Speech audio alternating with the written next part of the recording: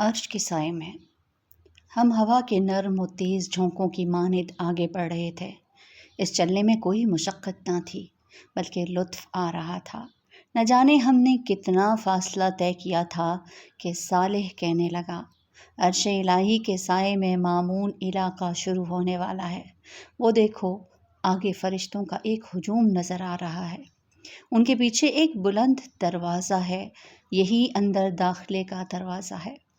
میں نے صالح کے کہنے پر سامنے غور سے دیکھا تو واقعی فرشتے اور ان کے پیچھے ایک دروازہ نظر آیا، مگر یہ عجیب دروازہ تھا جو کسی دیوار کے بغیر قائم تھا، یا شاید دیوار غیر مرئی تھی، کیونکہ دروازے کے ساتھ پیچھے کی سمت کچھ نظر نہیں آ رہا تھا۔ گویا ایک نظر نہ آنے والا پردہ تھا جس نے دروازے کے پیچھے کے ہر منظر کو ڈھانپ رکھا تھا۔ تاہم اس کی بات سنتے ہی میرے قدم تیز ہو گئے اور فاصلہ تیزی سے گھٹنے لگا۔ دروازہ ابھی دور ہی تھا مگر فرشتے واضح طور پر نظر آنے لگے تھے۔ یہ انتہائی سخت گیر اور بلند قامت فرشتے تھے جن کے ہاتھ میں آگ کے کوڑے دیکھ کر میں گھبرا گیا۔ میں نے صالح کا ہاتھ مضبوطی سے پکڑ کر اسے روکتے ہوئے کہا، تم غالباً غلط سمت جا رہے ہو، یہ تو عذاب کے فرشتے لگتے ہیں۔ چلتے رہو، اس نے رکے بغیر جواب دیا۔ ناچار مجھے بھی ان کے پیچھے جانا پڑا، تاہم میں نے اتنا اہتمام کر لیا کہ اس سے 2 قدم پیچھے رہ کر چلنے لگا تاکہ اگر پلٹ کر بھاگنے کی نوبت آئے تو میں اس سے آگے ہی ہوں۔ صالح کو میرے احساسات کا اندازہ ہو چکا تھا۔ اس نے وضاحت کرنی ضروری سمجھی۔ بے شک عذاب ہی کے فرشتے ہیں۔ میں نے اس کی بات درمیان سے اچک کر کہا، اور یہاں اس لیے کھڑے ہیں کہ آگے جانے سے قبل میری پٹائی کر کے میرے گناہ جھاڑیں؟ وہ میری بات سن کر بے اختیار ہنسنے لگا اور بولا، دیکھو، اگر پٹائی ہونی ہے تو تمہارا بھاگنا مفید ثابت نہیں ہوگا۔ کوئی شخص ان فرشتوں کی رفتار اور طاقت کا مقابلہ نہیں کر سکتا۔ ویسے تمہاری اطلاع کے لیے عرض ہے کہ یہ تمہارے لیے یہاں نہیں کھڑے ہیں، بلکہ یہ اس لیے کھڑے ہیں کہ خدا کا کوئی مجرم اگر اس سمت آنے کی کوشش کرے تو اسے اتنا مارے کہ وہ دوبارہ اس طرف آنے کی ہمت نہ کرے۔ ہمارے قریب پہنچنے سے قبل ہی انہوں نے 2 حصوں میں بٹ کر ہمارے لیے ایک راستہ بنا دیا۔ عذرائے عنایت انہوں نے یہ اہتمام بھی کر دیا کہ کوڑوں کو اپنے پیچھے کر لیا۔ میرا خیال تھا کہ وہ ہمیں دیکھ کر مسکرائیں گے اور اظہار مسرت کریں گے، مگر کوشش کے باوجود میں ان کے چہروں پر کوئی مسکراہٹ تلاش نہ کر سکا۔ صالح کہنے لگا، ان کی موجودگی کا ایک مقصد تمہیں اللہ کی اس نعمت کا احساس دلانا ہے کہ کس قسم کے فرشتوں سے تمہیں بچا لیا گیا۔ بے اختیار میری زبان سے کلمہ شکر و حمد ادا ہو گیا۔ ان کے بیچ سے گزر کر ہم دروازے کے قریب پہنچے تو وہ خود بخود کھل گیا۔ اس کے کھلتے ہی میری نظروں کے سامنے ایک پرفضا مقام آ گیا۔ یہاں سے وہ علاقہ شروع ہو رہا تھا جہاں عرش الہی کی رحمتیں سایہ فکن تھیں۔ روح تک اتر جانے والی ٹھنڈی ہوائیں اور مسحور کن خوشبو مجھے چھونے لگی تھی۔ ہم دروازے سے اندر داخل ہوئے تو دیکھا کہ دور تک فرشتے قطار در قطار کھڑے تھے۔ ان کے چہرے بے حد دلکش تھے اور اس سے کہیں زیادہ خوبصورت مسکراہٹ ان کے چہروں پر موجود تھی۔ یہ ہاتھ باندھے مؤدب انداز میں کھڑے تھے۔ ہم جیسے ہی ان کے بیچ سے گزرے، دعا و سلام اور خوش آمدید کے الفاظ سے ہمارا خیر مقدم شروع ہو گیا۔ ان کے رویے اور الفاظ کی تاثیر میری روح کی گہرائیوں میں اتر رہی تھی اور ان کے وجود سے اٹھنے والی خوشبوئیں میرے احساسات کو سرشار کر رہی تھیں۔ یہاں داخل ہوتے ہی مجھے یہ محسوس ہوا کہ میرے اندر کوئی غیر معمولی تبدیلی آئی ہے، لیکن اس وقت میری ساری توجہ فرشتوں اور یہاں تک کہ دلکش ماحول کی طرف تھی، اس لیے میں زیادہ توجہ نہیں دے سکا کہ میرے ساتھ کیا ہوا ہے۔ میں اس کیفیت کو بس یہاں کے ماحول کا ایک اثر سمجھا۔ چلتے چلتے مجھے کچھ خیال آیا تو میں نے صالح کے کان میں سرگوشی کی، یار، یہ تو ٹھیک ہے کہ یہ لوگ مجھے کوئی نجات یافتہ شخص مان کر میرا استقبال کر رہے ہیں، لیکن یہاں میری ذاتی واقفیت تو کوئی نہیں ہے، کیا یہاں تمہارا کوئی واقف ہے؟ میری بات سن کر صالح ہنستے ہوئے بولا، عبداللہ، آج ہر شخص اپنی پیشانی سے پہچانا جائے گا کہ وہ کون ہے۔ تمہیں علم نہیں مگر تمہارا پورا تعارف تمہاری پیشانی پر درج ہے۔ تم دیکھتے جاؤ آگے کیا ہوتا ہے۔ قطار کے اختتام پر کھڑا ایک وجہ فرشتہ جو اپنے انداز سے ان سب کا سردار معلوم ہوتا تھا، میرے پاس آیا اور میرا نام لے کر اس نے مجھے سلام کیا۔ میں نے سلام کا جواب دیا، پھر وہ بہت نرمی اور محبت سے بولا، ہمیشہ باقی رہنے والی کامیابی مبارک ہو۔ میں نے جواب میں شکریہ ادا کیا ہی تھا کہ وہ دوبارہ بولا، کیا آپ آئینہ دیکھنا پسند کریں گے؟ میری سمجھ میں نہیں آیا کہ اس نے یہ بات مذاق میں کہی تھی یا سنجیدگی سے، کیونکہ اس وقت آئینہ دیکھنے کی کوئی معقول وجہ مجھے سمجھ میں نہیں آ رہی تھی۔ تاہم اس نے میرے جواب کا انتظار نہیں کیا، ایک فرشتے کو اشارہ کیا اور اگلے ہی لمحے میرے سامنے ایک قدادم آئینہ تھا۔ میں نے اس آئینے کو دیکھا اور مجھے یقین ہو گیا کہ اس نے میرے ساتھ مذاق کیا تھا، کیونکہ یہ آئینہ نہیں بلکہ ایک انتہائی خوبصورت اور زندگی سے بھرپور پینٹنگ تھی، جس میں ایک خوبصورت نوجوان بلکہ شہزادہ شاہانہ لباس سے تن کیے کھڑا تھا۔ یہ تصویر کسی بھی اعتبار سے تصویر نہیں لگ رہی تھی، بلکہ یوں محسوس ہو رہا تھا کہ جیسے آئینے کے سامنے کوئی انسان زندہ کھڑا ہو۔ میں نے اس فرشتے کی طرف دیکھا اور مسکرا کر کہا، آپ اچھا مذاق کرتے ہیں مگر پینٹنگ اس سے زیادہ اچھی کرتے ہیں۔ مصور تو آپ ہی معلوم ہوتے ہیں، لیکن اس میں ماڈل کون ہے؟ فرشتے نے انتہائی سنجیدگی سے میری بات کا جواب دیا، پینٹر تو المصور یعنی مالک ذوالجلال ہے، البتہ ماڈل آپ ہیں۔ اس کے بعد اس نے صالح کو اشارہ کیا، وہ میرے قریب آیا اور میرا سر گھما کر دوبارہ پینٹنگ کی طرف کر دیا۔ اس وقت پینٹنگ میں اس نوجوان کے ساتھ صالح بھی نظر آ رہا تھا۔ میں حیرت سے کبھی صالح کو دیکھتا، کبھی اس آئینے میں کھڑے دوسرے شخص کو، جس کے بارے میں ان دونوں کی متفقہ رائے یہ تھی کہ یہ میں ہی تھا، مگر یہ میں تو نہیں۔ میں نے بلند آواز سے کہا۔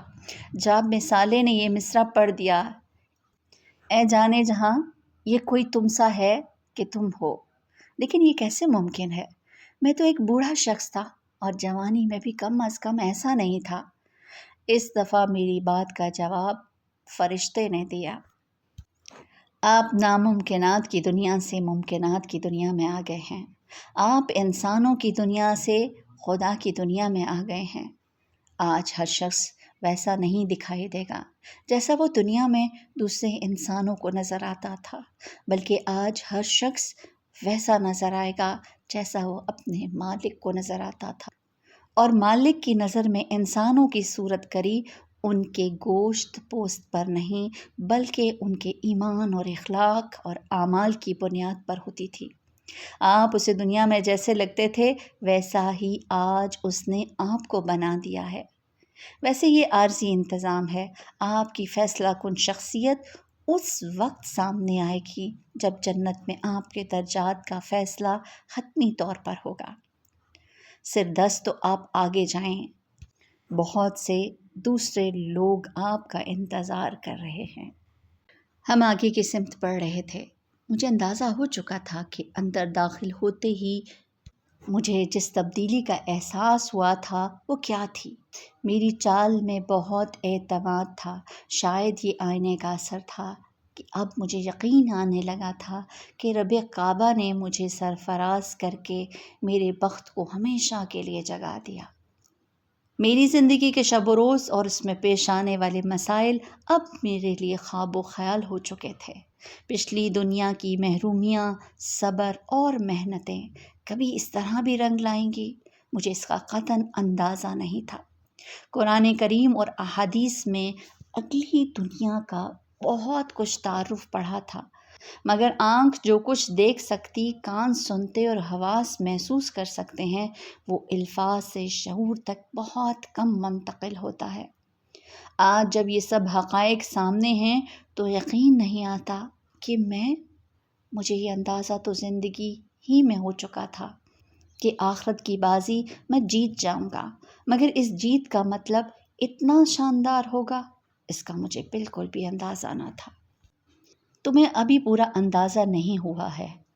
سالے پتہ نہیں کس طرح میرے خیالات پڑھ رہا تھا، اس کے جملے نے مجھے چونکا دیا۔ اس نے اپنی بات جاری رکھی، اصل زندگی تو ابھی شروع ہی نہیں ہوئی، ابھی تو تم حشر کے عارضی مرحلے میں ہو، اصل زندگی تو در حقیقت جنت میں شروع ہوگی۔ اس وقت خدا کا بدلہ دیکھنا، اس وقت خدا کو داد دینا۔ سردست تو آگے دیکھو ہم کہاں کھڑے ہیں۔ اس کی بات سے مجھے احساس ہوا کہ میں اپنے ماحول سے بالکل لا تعلق ہو کر چل رہا تھا۔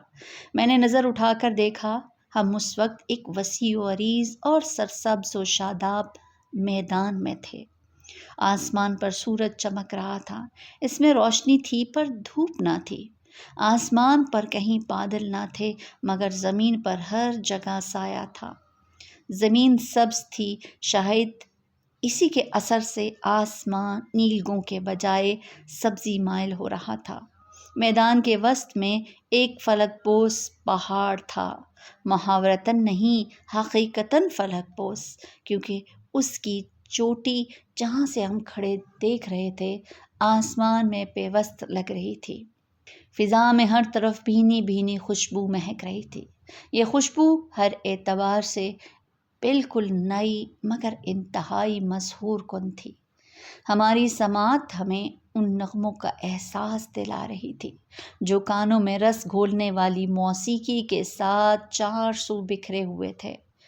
مجھے یہ لگ رہا تھا کہ یہ خوشبو اور یہ موسیقی میرے ناک اور کان کے راستے سے نہیں بلکہ براہ راست میرے اعصاب تک پہنچ رہی ہے۔ اس کی تاثیر میں مہک و آہنگ اور سکون و سرور کے عناصر اس خوبصورت تناسب سے یکجا تھے کہ مجھے اپنا وجود تحلیل ہوتا محسوس ہو رہا تھا۔ میں ایک جگہ رک کر کھڑا ہو گیا اور آنکھیں بند کر کے اس ماحول میں گم ہو گیا۔ سالے نے میرا انہماک دیکھ کر کہا، اس پہاڑ کا نام آراف ہے، آؤ اس کے گرد چکر لگاتے ہیں، میں ساتھ ساتھ تمہیں یہاں کی ساری تفصیلات سے آگاہ کرتا رہوں گا۔ میں جواب دیے بغیر سحر زدہ انداز میں سالے کے ساتھ ہو لیا۔ ہم نے دائیں طرف سے اپنا سفر شروع کیا۔ ہم کچھ دور ہی چلے تھے کہ پہاڑ کے ایک حصے پر امت آدم لکھا ہوا نظر آیا۔ میں نے سالے سے پوچھا، کیا یہاں آدم علیہ السلام ہے؟ نہیں، سارے نبی پہاڑ کے اوپر بلند حصے پر موجود ہیں۔ تم دیکھو گے ہر تھوڑی دیر بعد اس طرح کسی نہ کسی نبی اور اس کی امت کا نام لکھا ہوا نظر آئے گا۔ ہر امت کے نجات یافتہ لوگ، تمہاری طرح کے نجات یافتہ لوگ یہاں آ کر جمع ہوں گے۔ اس نے جواب دیا، کیا مجھے امت محمدیہ کے کیمپ میں جانا ہوگا؟ اس پر میں نے اشتیاق سے پوچھا۔ سالے نے نفی میں سر ہلایا اور بولا، ان مقامات پر نجات یافتہ لوگ کھڑے ہوں گے اور روز حشر کے اختتام پر یہیں سے جنت میں جائیں گے۔ تمہیں پہاڑ کے اوپر جانا ہوگا، وہاں سارے نبی اور ان کی امتوں میں سے وہ لوگ جمع ہیں جنہوں نے نبیوں کے اتباع میں لوگوں پر حق کی شہادت دی۔ یہ لوگ یہیں سے انسانوں کے بارے میں خدا کا فیصلہ دیکھتے رہیں گے۔ اسی جگہ سے انہیں انسانوں پر گواہی دینے کے لیے بلایا جائے گا۔ ہر نامراد شخص جہنم کی طرف اور ہر کامیاب شخص پہاڑ کے نیچے اپنے اپنے نبی کے خیمے میں آتا جائے گا۔ پھر ہر امت گروہ در گروہ یہیں سے جنت میں جائے گی۔ یہ وہ مقام ہے جہاں سے حشر میں ہونے والے ہر فیصلے کو براہ راست دیکھا جا سکتا ہے۔ جنت و جہنم بھی یہاں سے نظر آتی ہیں۔ ہم یہ گفتگو کر رہے تھے اور ایک ایک کر کے تمام نبیوں کی امت کے مقامات سے گزرتے جا رہے تھے۔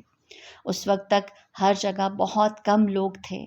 میں نے سالے سے کہا، شاید ابھی تمام لوگ نہیں آئے۔ اس نے کہا، نہیں، یہ بات نہیں، دیگر نبیوں کی امت میں سے نجات یافتہ لوگ ہیں ہی بہت کم۔ زیادہ تر لوگ بنی اسرائیل میں سے ہیں اور سب سے زیادہ امت محمدیہ میں سے۔ یہ دونوں کیمپ ابھی تک نہیں آئے، لیکن اس وقت تک وہاں بھی زیادہ لوگ نہیں ہیں، لیکن تھوڑی دیر میں ہو جائیں گے۔ آؤ اب اوپر چلتے ہیں، اس پہاڑ کا چکر تو بہت طویل ہو جائے گا۔ مجھے بلند مقامات پر چڑھنے کا ہمیشہ سے شوق رہا ہے، لیکن شاید یہ میری زندگی کی سب سے عجیب بلندی تھی۔ یہ بظاہر بہت بلند اور آسمان تک اونچی تھی، مگر یہاں سے ہم زمین کو اس طرح دیکھ رہے تھے جیسے چند منزل ہی اوپر کھڑے ہوں۔ نیچے سے جو جگہ ایک چوٹی لگتی تھی وہ ایک ہموار سطح مرتفع تھی، تاہم اس ہموار زمین پر تھوڑے تھوڑے فاصلے پر بلند و بالا قلعہ نما تعمیرات بنی ہوئی تھیں، تاہم ان کے ارد گرد کوئی دیوار تھی اور نہ ان میں دروازے ہی موجود تھے، اس لیے باہر سے بھی اندر کا نظارہ کیا جا سکتا تھا۔ یہاں ہر طرف شاہانہ انداز کے قدم و حشم تھے۔ عالی شان تخت پر تاج پہنے ہوئے انتہائی باوقار ہستیاں بیٹھی ہوئی تھیں، ان کے ارد گرد اسی شان کے لوگ شاہانہ نشستوں پر براجمان تھے۔ میں نے سالے سے ان بلند تعمیرات کے متعلق پوچھا تو اس نے کہا، یہ مختلف انبیاء کی عارضی قیام گاہیں ہیں، انہی کی بنا پر اس پہاڑ کو آراف کہا جاتا ہے۔ تم تو جانتے ہو کہ آراف کا مطلب بلندیوں کا مجموعہ ہے۔ میں نے اس بات میں سر ہلایا۔ وہ گفتگو کا سلسلہ جاری رکھتے ہوئے بولا، تخت پر بیٹھے ہوئے حضرات انبیاء کرام ہیں، ان کے ارد گرد بیٹھے لوگ ان کی امت کے شہداء اور صدیقین ہیں۔ صدیقین وہ لوگ ہیں جنہوں نے نبیوں کی زندگی میں ان کا ساتھ دیا، اور شہداء وہ لوگ ہیں جنہوں نے انبیاء کے بعد ان کی دعوت کو آگے پہنچایا۔ یہ سب وہ لوگ تھے جو دنیا میں خدا کے لیے جیے اور اسی کے لیے مرے۔ اسی کے صلے میں یہ لوگ آج اس عزت و سرفرازی سے ہمکنار ہوئے ہیں جس کا مشاہدہ تم اس وقت کر رہے ہو۔ کیا یہ ممکن ہے کہ انبیاء علیہم السلام سے میری ملاقات ہو سکے؟ میں نے پوچھا۔ سب سے ملاقات کا وقت تو نہیں، لیکن کچھ سے ضرور مل سکتے ہیں، اس نے جواب دیا، اور پھر ایک ایک کر کے خدا کے جلیل القدر پیغمبروں سے میری ملاقات کرانی شروع کی۔ وہ پیغمبر جو میرے لیے عظمتوں کا نشان تھے، میں ان سے مل رہا تھا۔ آدم، نوح، ہود، صالح، اسحاق، یعقوب، یوسف، شعیب، موسیٰ، ہارون، یونس، داؤد، سلیمان، زکریا، یحییٰ، عیسیٰ، اور سب سے بڑھ کر ابو الانبیاء سیدنا ابراہیم علیہ السلام۔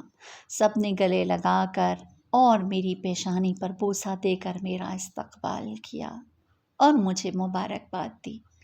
ان جلیل القدر ہستیوں سے کچھ گفتگو کے بعد ہم آگے روانہ ہو گئے، مگر مجھے دوران گفتگو یہ احساس ہوا تھا کہ سب لوگ ایک نوعیت کے تفکر میں مبتلا ہیں۔ راستے میں صالح سے میں نے اس کی وجہ پوچھی تو وہ بولا، تمہیں نہیں معلوم اس وقت حشر کے میدان میں کیا قیامت برپا ہے؟ اس وقت ہر نبی پریشان ہے کہ انسانیت کا کیا ہوگا۔ اللہ تعالیٰ کے عذاب کی شدت اتنی زیادہ ہے کہ ان انبیاء میں سے کوئی بھی نہیں چاہتا کہ اس کی امت عذاب الہی کا سامنا کرے۔ وہ چاہتے ہیں کہ اللہ تعالیٰ لوگوں کو معاف کر دیں، مگر سردست اس کا کوئی امکان نہیں۔ ایسی کوئی دعا کی جا سکتی ہے اور نہ اس کی اجازت ہے۔ لوگ سینکڑوں برس سے خوار و خراب ہو رہے ہیں اور سردست یہ حساب و کتاب شروع ہونے کا بھی کوئی امکان نہیں ہے۔ سینکڑوں برس؟ کیا مطلب؟ ہمیں تو اندر آئے ہوئے بامشکل 1-2 گھنٹے گزرے ہوں گے۔ میں نے چونک کر تعجب سے کہا، یہ تم سمجھ رہے ہو؟ آج کا دن کامیاب لوگوں کے لیے گھنٹوں کا اور باہر موجود لوگوں کے لیے انتہائی سخت اور مصیبت کا ایک بے حد طویل دن ہے۔ باہر صدیاں گزر گئی ہیں مگر تم ابھی یہ بات نہیں سمجھو گے، اس نے وضاحت کرتے ہوئے جواب دیا۔ میں اس کی بات کو ہضم نہیں کر سکا، مگر ظاہر ہے میں جس دنیا میں تھا وہاں سب کچھ ممکن تھا، اور نہ جانے اور کتنی تعجب انگیز باتیں میرے سامنے آنے والی تھیں۔ صحابہ اکرام اور مہاجرین و انصار حلقہ بنائے ادب و احترام سے بیٹھے تھے۔ उम्मत मुहम्मदिया सल्लल्लाहु अलैहि वसल्लम के अव्वलीन व आखिरीन की भी एक बड़ी तादाद मौजूद थी। शमाए रसालत के इन परवानों के बीच रसालत माआब सल्लल्लाहु अलैहि वसल्लम सर झुकाए तशरीफ़ फरमा थे। बज़ाहिर हर चीज़ बिल्कुल ठीक थी, मगर मैं महसूस कर सकता था यहाँ भी उसी नौइयत का तफक्कुर फैला हुआ था जिसे मैं पीछे देख आया था। रसूलुल्लाह सल्लल्लाहु अलैहि वसल्लम उस वक्त बारगाहे अहदियत में दुआ कर रहे हैं। हमें बैठकर इंतज़ार करना चाहिए। साले पिछली नशिस्तों की तरफ बढ़ते हुए बोला। हम पिछली नशिस्तों पर बरा जमान हो गए। यहाँ से ये अंदाज़ा करना मुश्किल था कि आगे क्या हो रहा है। मैंने साले से दरियाफ्त किया, ये हिसाब किताब कब शुरू होगा? मुझे क्या मालूम, किसी को भी नहीं मालूम, उसने जवाब दिया। उसकी बात सुनकर मैं खामोश हो गया और नशिस्त की पुश्त से सर टिकाकर आंखें बंद करके बैठ गया। ना जाने कितना वक्त गुजरा था कि साले की आवाज़ मेरे कान में आई, अब्दुल्ला उठो, देखो तुमसे कौन मिलने आया है। उसकी आवाज़ पर मैं चौंक कर खड़ा हो गया। सामने देखा तो एक इंतहाई बावक़ार हस्ती मेरे सामने खड़ी थी। उनके चेहरे पर मुस्कुराहट और आंखों से मोहब्बत के आसार झलक रहे थे। इससे कबल कि साले मज़ीद कुछ कहता, उन्होंने नरम लहजे में अपना तारुफ़ कराते हुए कहा, मरहबा अब्दुल्ला, मेरा नाम अबू बकर है। रसूलुल्लाह सल्लल्लाहु अलैहि वसल्लम की तरफ से मैं तुम्हें खुश आमदीद कहता हूँ। ये कहते हुए उन्होंने अपने दोनों हाथ फैला दिए। मैं पुरजोश अंदाज में उनसे बग़लगीर हो गया। मुआनक़े के बाद वो मुझे लोगों से ज़रा दूर लेकर एक नशिस्त पर जा बैठे। मैंने बैठते ही उनसे दरियाफ्त किया, मैं रसूलुल्लाह सल्लल्लाहु अलैहि वसल्लम से कब मिल सकूँगा?